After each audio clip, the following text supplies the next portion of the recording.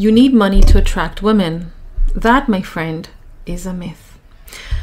Many men have this belief that once they're making a certain amount of income, they're driving a fancy car, they have a Rolex, the chicks will follow. First comes money, then comes honey. Now, while there is a certain grain of truth to that, I guarantee you there are wealthy guys out there who have worked super hard on their finances and they're still struggling to get women. I know because I've met them. On the other hand, there are regular Joe Schmoes out there who are plowing through women. And not only do they get women to sleep with them, but to also bring them on holidays, pay their rent, and have children with them. I know because I've also met them. Now, if it was money alone that attracted women to you, I got my notes here, I'm sorry to say, but that woman is not loyal to you. If you're lucky, she's going to be loyal to you in her actions. She's not going to be going off with someone, but she's not going to be loyal in her thoughts. Her thoughts are elsewhere with someone else. Because money alone is not enough to keep a woman interested in you. And I hope, I pray, I desire for you to attain monumental monetary success to experience that firsthand. Now, you're going to need 3 things that are going to attract women to you. And even if you have at least one of them, women are going to feel an inexplicable force pulling them towards you. I know because I'm a woman, a lady. Let's not accelerate things here. Now, the first thing that you're going to need is confidence. And the best definition of confidence that I have come across was on Chris Williamson's podcast, Modern Wisdom. I believe he was quoting Alex Hormozi, but the quote goes something like, self-confidence is having an undeniable stack of proof that you are who you say you are.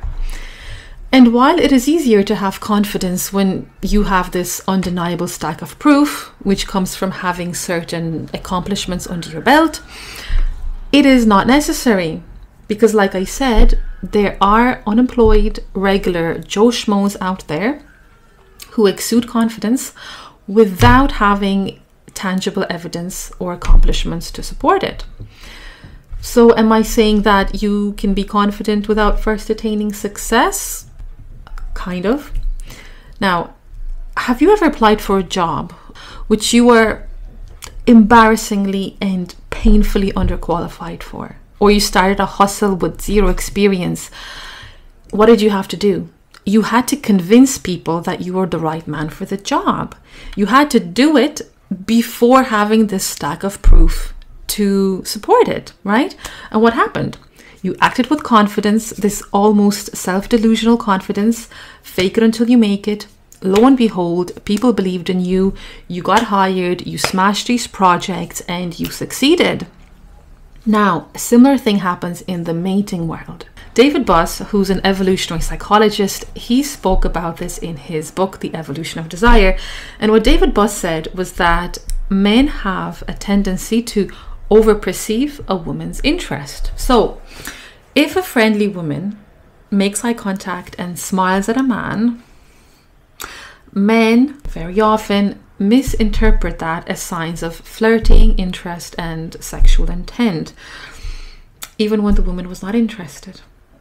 Funnily enough, the opposite happens in women. Women tend to underperceive sexual interest, but not relevant right now.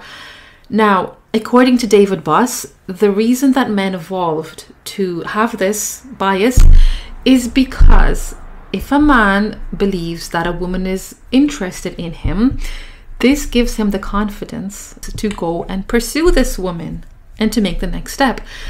Even more interesting, I find this fascinating.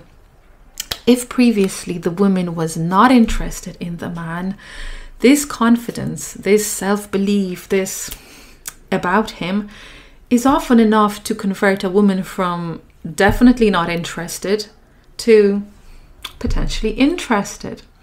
So nature literally endowed men with this fake it until you make it self-belief, confidence, delusional confidence, if you want to call it that, because it is more costly for men to not pursue a sexual opportunity than to pursue it and get rejected. After all, it is better to try and fail than to never have tried at all. And regardless of what confidence that men deploy, whether it's the authentic one or it's the temporary fake it until you make it, confidence is like catnip for women. Moving along, the second thing you need to do if you want to attract women is to emotionally stimulate them. Casanova knew this only too well.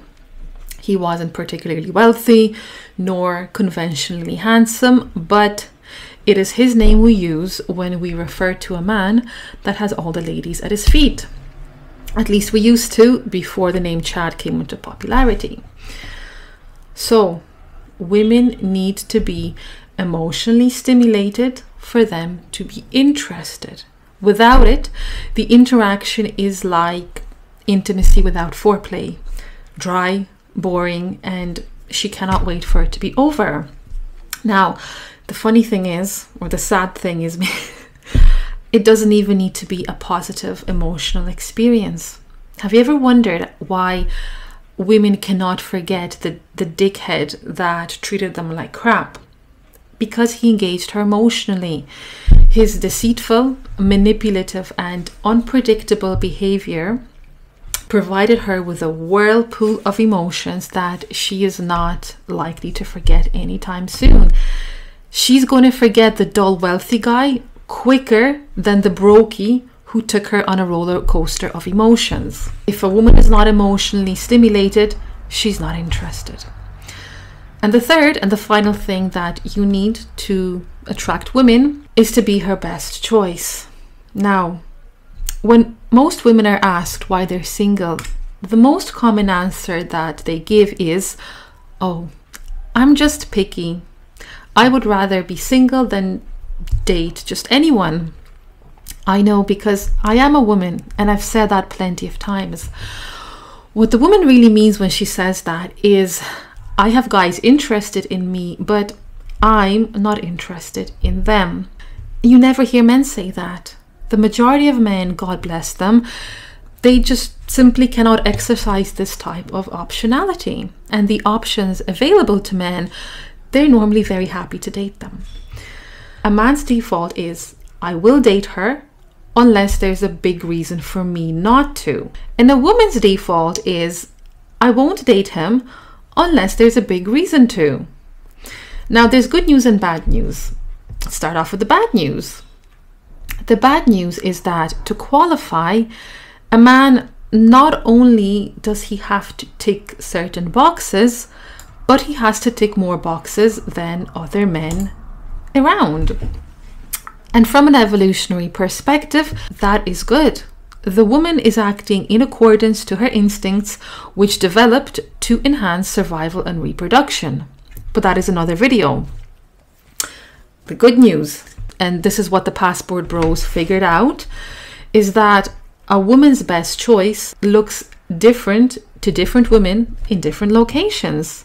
So you, right now, as you are a good choice for a woman somewhere out there in the world. And men are willing to go travel and find that. But a woman, a desirable woman, which is the woman that you want, if she can exercise any optionality, she's only going to pick you if you are the best choice for her. Women date on their level and up. They very rarely date down. And if she's dating down, it is because she cannot exercise optionality. So men, you need to be the best man in the pack. Not only that, you need to get other men to respect you. Because if men respect you, women want to smash you.